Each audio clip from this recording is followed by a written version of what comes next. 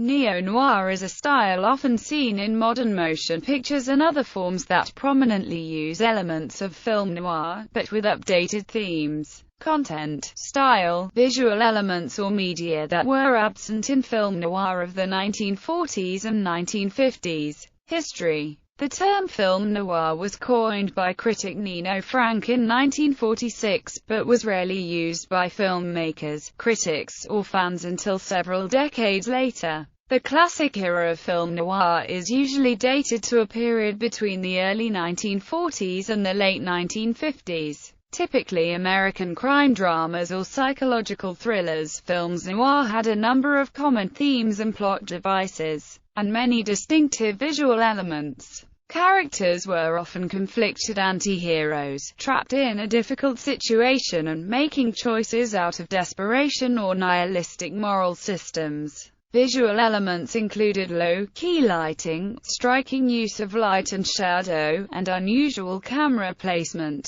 Although there have been few new major films in the classic film noir genre since the early 1960s, it has nonetheless had significant impact on other genres. These films usually incorporate both thematic and visual elements reminiscent of film noir. Both classic and neo-noir films are often independent features. It was not until after 1970 that film critics began to consider neo-noir as a separate genre by its own definition. However, noir and post-noir terminology in modern application are often disclaimed by both critics and practitioners alike due to the obscurity of such an unrefined genre. For example, James M. Cain, author of The Postman Always Rings Twice and Double Indemnity, is considered to be one of the defining authors of hard-boiled fiction.